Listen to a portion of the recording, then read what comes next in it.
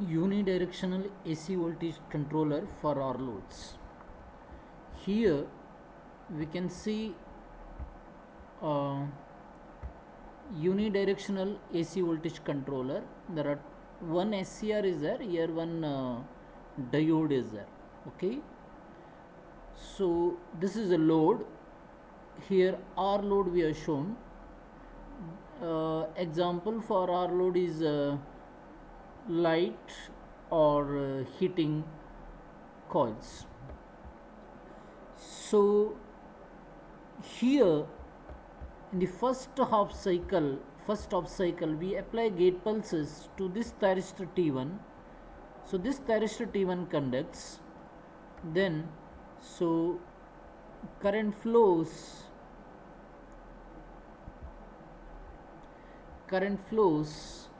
in this way, current flows like this, so thyristor T1 is acting like a closed switch. So when the current is flowing in this way,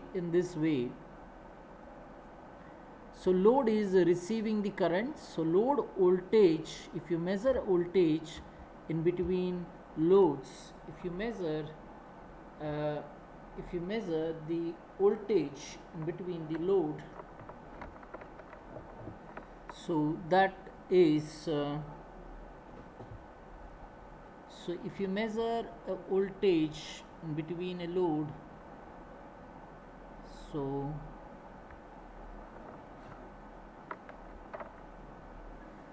here if you measure the voltage in between a load,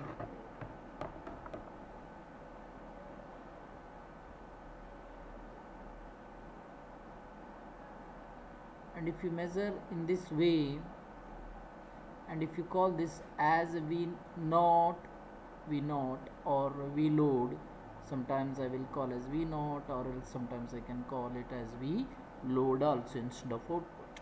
Okay, then see here in positive half cycle this conducts, so entire input is delivered to load as soon as you fire this SCR. We are firing this SCR somewhere here, so we are applying a gate pulses. There onwards my SCR T1 conducts, so load voltage is same as my input as soon as my thyristor conducts. So we are firing the thyristor somewhere here, so at that time the input voltage is this, so output voltage is exactly output voltage is same as my input from alpha till pi till pi.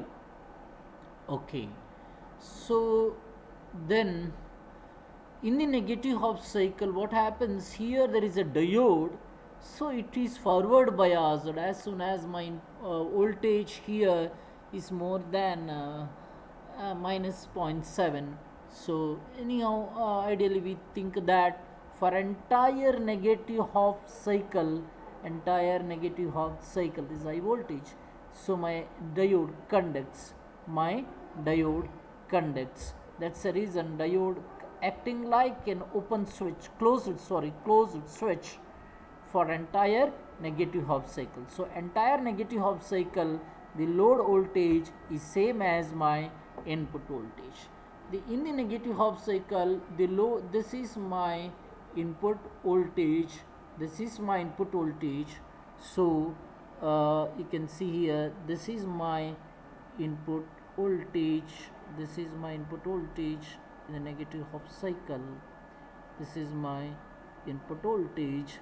So diode is conducting, it is acting like a closed switch, so load voltage is same as my input. So that's the reason ideally load voltage is same as my input voltage. Okay, then what about load current? Load current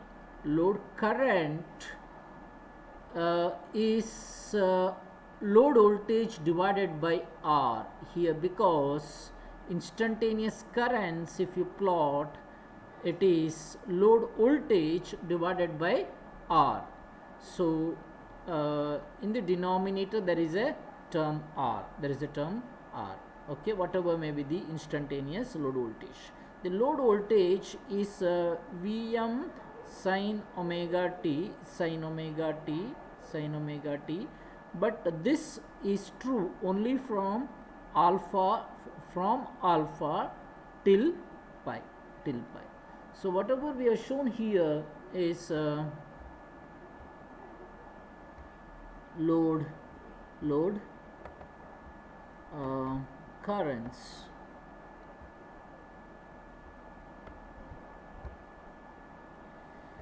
So this is my load current. You can see the amplitude of the load current is shown smaller than the amplitude of the load voltage, because so load current amplitude is load voltage amplitude divided by R. In this R is there in denominator. That's a reason load current is sinusoidal only.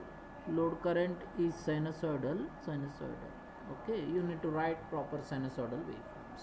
Okay, so but this is instantaneous values. The next, but it starts from alpha.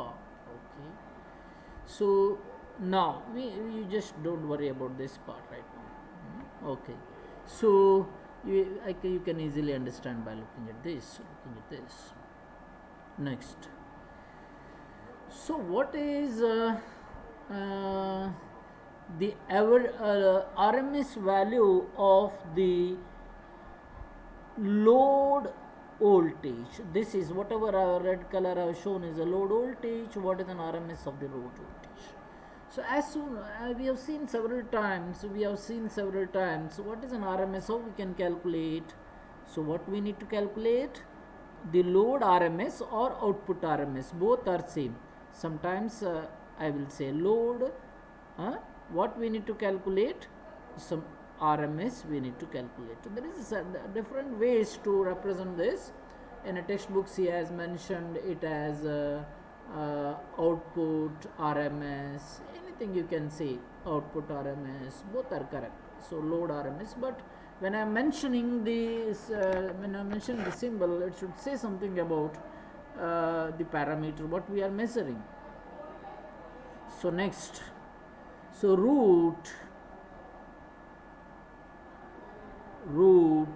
mean mean is that, so we are taking this as a period right now from here to here. This is okay, actually this is part which is having a non-zero, and we are taking, sorry, from here to here as a period. So from 0 to 2 pi, because same thing repeats next time. So in the denominator, in the denominator in the denominator we write, okay,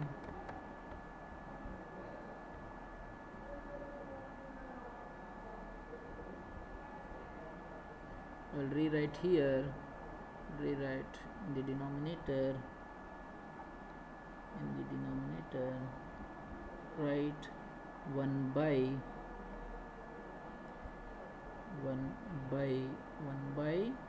2 pi integration alpha to pi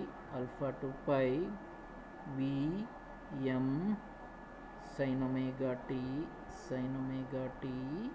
whole square, that's the vm squared sin squared omega t, so d omega t plus, so he can see here this starts from pi, so it is not, so it is starting from pi, so pi, it ends at 2 pi.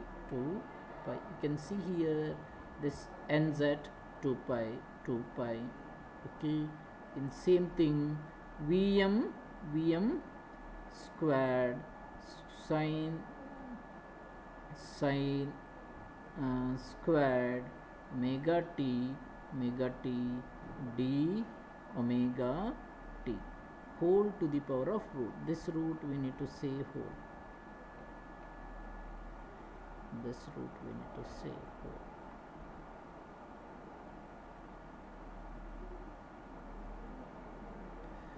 So complete it is.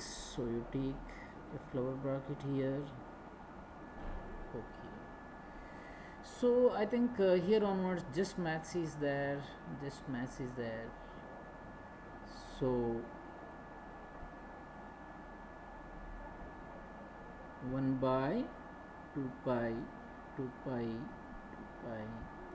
So this Vm squared you can keep it outside. It is a constant. Vm squared 2 pi. Sin squared omega t you write as 1 minus cos 2 omega t divided by 2. You integrate this from alpha to pi with respect to d omega t plus so 2, this is integration from pi to 2 pi, to 2 pi.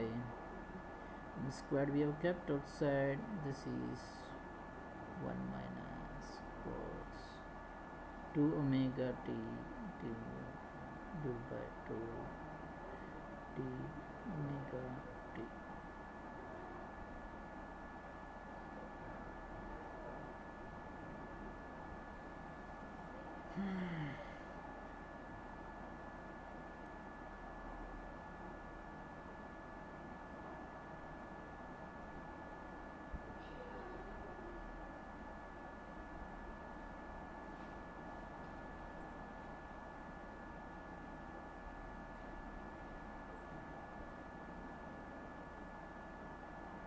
So then if we need to simplify it. I already simplified it. Okay, you can show here.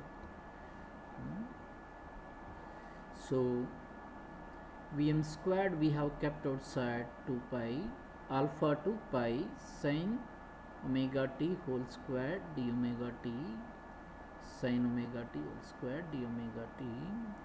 So limit here is alpha to pi, here it is pi to 2 pi. So alpha to pi 1 minus cos 2 omega t divided by 2 d omega t, pi to 2 pi 1 minus cos 2 omega t divided by 2 d omega t. So this is Vm squared by this 2 you keep outside 4 pi omega t alpha to pi, because this is 1 d omega t, so it becomes d omega t integration alpha to pi, cos 2 omega t integration sin 2 omega t by 2 alpha to pi. So again omega, this is 1 omega t pi to 2 pi minus cos 2 omega t integration sin 2 omega t by 2 pi to 2 pi. So this is pi minus alpha, this is sin 2 pi minus sin 2 alpha, this is 2 pi minus pi, this is sin 4 pi sin 2 pi by 2, this is pi minus alpha, sin 2 pi 0, sin 2 alpha by 2, 2 pi minus pi 0, 0, sin 4 pi 0, sin 2 pi is 0. Then Vm squared by 4 pi, pi minus alpha, sin 2 alpha by 2, so it becomes plus sin 12, then here 1 pi is remaining. So pi, so 2 pi minus alpha sin 2 alpha by 2 Vm squared. This 4 I have written as 2 into 2 Vm, this I have kept outside, Vm by root 2 1 by 2 pi minus alpha sin 2 alpha by 2. So Vm by root 2 root of 1 by 2 pi minus alpha plus sin 2 alpha by 2. So Vm by 2 is, we have learned already, it is V source RMS, so it is to root 2 pi minus alpha sin 2 alpha. This is a final formula for VRMS of load. So one thing we can find out, you can calculate, so if you change an alpha from any degree from 0 to 180, we can find out how my RMS of the load will change. So gradually I can change it. But next, so this is my RMS of the loads. So this is the average value of the output voltage. You can see here one disadvantages of this circuit is it is not pure AC. The output is not pure AC, because pure AC, the main feature is positive part should be same as my negative part. Here negative part is more, positive part is less. That's the reason it is having DC. Means if any voltage, if it is a pure AC, I will say if it is that is pure AC only when you take average of this voltage. See, this is a voltage waveforms. This is the voltage waveforms. This is a voltage waveforms we are talking right now. See, if you take average of this waveform, it is not 0. Means if you add this, what happens? We will get some minus value, because here in the minus part is more and positive part is less. So on an average we are getting some negative value. Means what is the meaning? The DC value is negative, means it is non-zero, so it is not pure AC, not a pure AC. So this is one disadvantage. So we will calculate what is an average DC value, or what is an average value of this voltage, or else I am saying that what is the DC value of this load voltage. I need to investigate it whether it is 0 or not, or else based on firing angle how it varies. I require some mathematical expression for that. That's what my next job. The average value of the output voltage. We can see here the same waveforms. It starts at alpha, goes till pi, and Vm sin omega t d omega t. This is talking about positive part, and next negative half cycle starts at pi and goes till 2 pi, Vm sin omega t d omega t d omega t. Then sin omega t integration minus cos omega t alpha to pi, plus this again minus cos omega t, limit is pi to 2 pi, pi to 2 pi. So we have kept outside Vm also, so Vm by 2 pi. So minus cos pi minus cos alpha plus minus cos 2 pi minus cos pi. So minus cos pi is minus 1, we have seen, and minus cos alpha, this is minus cos 2 pi is how much? 1. minus minus 1. This adds together 1 minus 1 plus 1 sorry plus 1 plus 1 2. Again here how much, sorry, this is minus 1 plus 1 0, this part is 0, and this is minus 1 plus, we'll check, minus cos 2 pi is how much, 1, minus cos pi is minus 1, minus 1 plus 1, this is cos pi is how much, minus 1, what is the mistakes?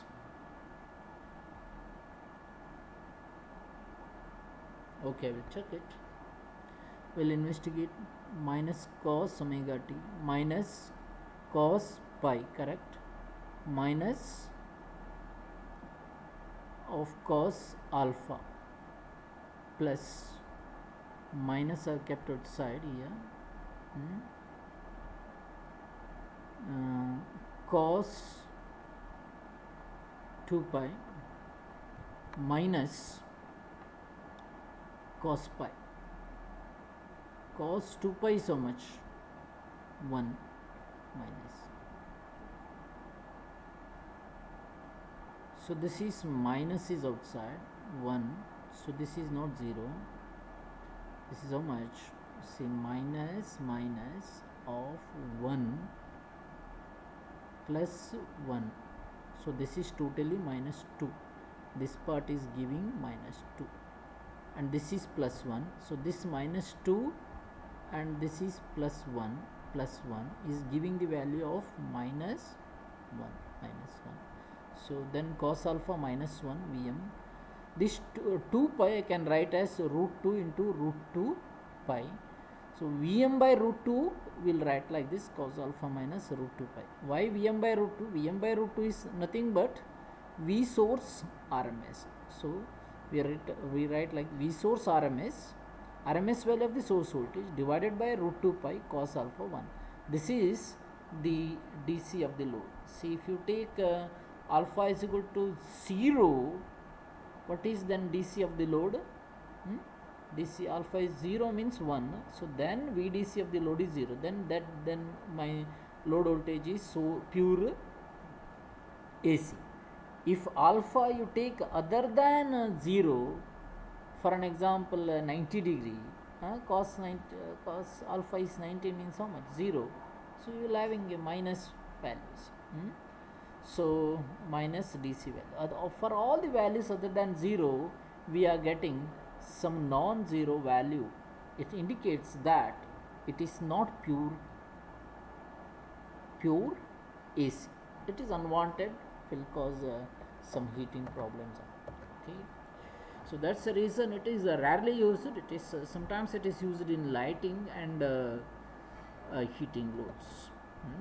Okay, next, just we have simulated this. I think you can easily understand. This is my source voltage and this is my CR, this is diode, this is my pulse. Here I have chosen 5 millisecond as a time delay, so I have chosen a firing angle of 90 degrees. So whatever we are showing here is this is my output instantaneous voltage waveforms. This is voltage waveform, this is my current waveform, this is my current waveform. So the whatever so you can see that voltage also starts at alpha, goes till pi and continues till 2 pi. Current is also starts at alpha, goes till pi, it continues till pi. The current and voltage are in phase because the load is R. So here shown, this is my input voltage is going till 365, 325, means 230 into root 2 value, 230 into root 2 value. So I have chosen what is my input? I have chosen 325 as my input. Okay, 325 as input. So this is my pulse. You can see here I am applying pulse only in positive off cycle for SCR1, so only one pulse is required. In negative off cycle we don't have any pulse here. Okay, that we need to investigate. As soon as we apply the pulses to my SCR, this SCR is turns on. So load voltage begins there, load voltage begins here, begins, and in a negative of cycle, even though there is no gate pulses, the load is connected to source by this diode. That's a reason load is receiving the voltage. So this is my load current. So load current and load voltage is in phase. You can see here the load voltage is going till 325 volts, and this is going till some value. It is in between, middle, nearer to 36, something like 24 amps and 36 amps. Okay. Thank you.